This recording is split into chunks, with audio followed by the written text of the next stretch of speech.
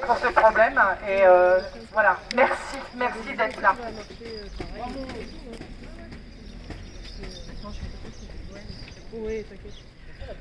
Alors, moi je voudrais vous remercier à mon tour, vous remercier de vous mobiliser. Il n'y a rien de plus désespérant que de se battre contre un projet dont on sait pertinemment bien qu'il est inutile, comme on dit, ces grands projets inutiles, mais qu'il est destructeur surtout. Destructeur de l'environnement et destructeur d'un environnement qu'on a de moins en moins en Île-de-France. Je discutais tout à l'heure avec une élue de Christenoy qui me racontait ce qui se passait là-bas. Aujourd'hui, la Seine-et-Marne, c'est 50% de l'Île-de-France et 50% de la Seine-et-Marne, ce sont des terres agricoles. Et la Seine-et-Marne est en but à toutes les convoitises parce qu'elle a encore des terres à disposition. Donc, on va récupérer, on a déjà récupéré plus de 80% des déchets du Grand Paris, par exemple. Il en reste 50 millions de tonnes.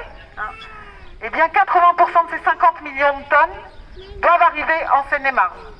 Le département de Seine-et-Marne a soutenu la volonté des industriels du déchet de mettre un terme au moratoire qui avait été pris par la majorité régionale précédente, qui avait pris un moratoire qui disait en Seine-et-Marne on ne met plus de déchets, parce que la Seine-et-Marne en a déjà suffisamment eu. Eh bien, la majorité départementale a soutenu les industriels du déchet, et de qui je parle quand je parle des industriels du déchet? Entre autres, de Veolia, qui dévore notre territoire de part en part. Alors le projet qui vous intéresse ici, le projet Zalando, vous savez, avant ici, c'était pas Zalando qu'ils avaient en tête. Avant ici, ils voulaient faire un aéroport low cost. Ça fait quelque temps qu'ils l'ont en tête, cette affaire de l'aéroport low cost, parce qu'il y a une piste avec Safran, une piste qui a été calibrée à l'époque pour accueillir le Concorde. Hein. Et Lydia, qui est là, qui a longtemps travaillé à Safran, pourrait vous raconter l'histoire, justement.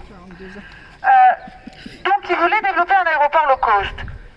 Et après, ils ont eu cette idée de faire un hub autour de l'aéronautique. Et moi, je leur disais, à chaque fois, je suis élue à l'aglo, dans l'opposition, depuis déjà 6 ans, et à chaque fois, je leur disais, mettre toutes vos billes, toutes nos billes, dans l'aéronautique est une idiotie, parce que l'aéronautique est l'industrie la plus fragile face à la crise écologique.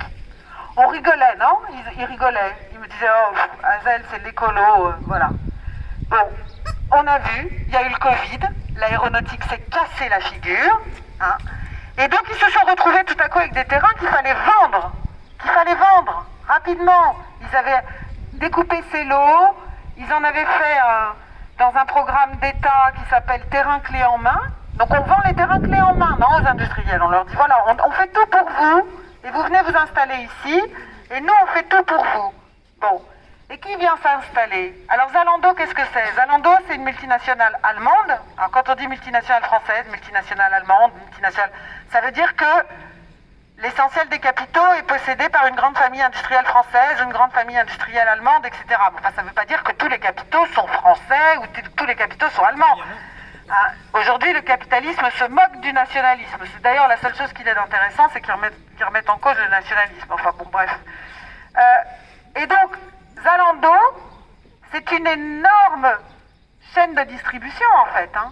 C'est un énorme distributeur de biens qui sont produits par d'autres, et qu'ensuite il va distribuer ici, au détriment de qui? Au détriment de tous les commerces de proximité. C'est-à-dire que de plus en plus, ces biens dont nous avons besoin pour nous vêtir, même si on exagère un peu, on en a trop dans nos placards, ça c'est indéniable, mais dont nous avons besoin pour nous vêtir, eh bien ils sont fabriqués à l'autre bout de la planète, ils sont amenés, ils ont 40 000 kilomètres au compteur en moyenne, un vêtement à 40 000 kilomètres au compteur en moyenne. Ils sont amenés ici, et plutôt que d'être distribués par des gens ici qui font de ça un métier, et qui grâce à ça gagnent leur vie, eh bien ils vont être distribués par des énormes plateformes logistiques, hein, qui sont de plus en plus mécanisées, parce que c'est ce qu'ils nous ont dit à Zalando quand on les a rencontrés la dernière fois. Pourquoi est-ce qu'ils ont une performance écologique, entre guillemets, parce que tout est nul d'un point de vue écologique chez eux, mais pourquoi disons qu'ils émettent un peu moins de gaz à effet de serre que les autres? Parce que comme ils transportent des vêtements, c'est léger, donc ils peuvent charger les camions à bloc. Alors comment ils font pour charger les camions à bloc? eh bien, ils ont un logiciel d'intelligence artificielle. Les camions restent garés les remorques restent garées pendant 3 jours. Et pendant 3 jours, vous avez des petits bonshommes et des petites bonnes femmes. Hein, peut-être vous, quand vous aurez 18 ans, mais je ne vous le souhaite pas, les garçons. Travaillez à l'école. Moi, je vous le dis, je suis prof, il faut bosser à l'école. Hein. Bon, eh bien, ils jouent à Tetris. Le petit bonhomme et la petite bonne femme, ils jouent à Tetris pendant 3 jours. Et une fois que le truc est plein à ras-bord, ils démarrent. Donc en fait, on a quoi? On a un processus de travail qui est de plus en plus mécanisé. On a des processus de production et de distribution qui sont de plus en plus mécanisés. Mais alors, que voulons-nous faire de nous, les humains? Nous avons besoin de travailler, non? Si on fait ça, comment allons-nous travailler? Comment allons-nous gagner notre vie? On ne peut pas d'un côté pleurer parce qu'il y a du chômage et de l'autre côté construire les conditions pour qu'il y ait toujours davantage de chômage. Et puis en plus, on a un énorme problème aujourd'hui écologique en Île-de-France. Notre eau ici est polluée. Or, la terre absorbe et filtre l'eau. Là, on va artificialiser des terres. En dessous, il y a la nappe du Champigny, il y a la nappe de la Brie. Hein. Il y a les 3 nappes qui nous alimentent. Ces nappes, elles sont dans un état lamentable d'un point de vue biologique parce qu'elles sont pleines de pesticides et d'engrais chimiques. Aujourd'hui, on est obligé de les mélanger. Les processus de dépollution ne suffisent même pas à faire qu'on puisse les boire. On est obligé de les mélanger avec de l'eau qui arrive de l'Est ou de l'eau qui arrive maintenant de Normandie. Donc, si nous ne préservons pas cet environnement-là, non seulement nous n'aurons plus de travail, mais nous n'aurons plus d'eau potable. Mais nous allons souffrir de canicules épouvantables en été. Donc évidemment, il faut arrêter ce projet. Et moi, je vous dis de manière très sincère, je me bats contre ce projet depuis déjà 6 ans.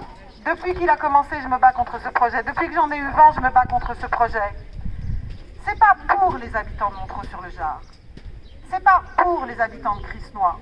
C'est pour les habitants de toute l'agglomération. C'est pour les habitants de toute l'Île-de-France. Parce que, justement parce que je suis écologiste, je sais très bien que quand on abîme un endroit, on abîme durablement la vie, non seulement des gens qui sont dans cet endroit, mais des gens qui sont autour, parce que l'écologie nous apprend que nous sommes tous liés ensemble.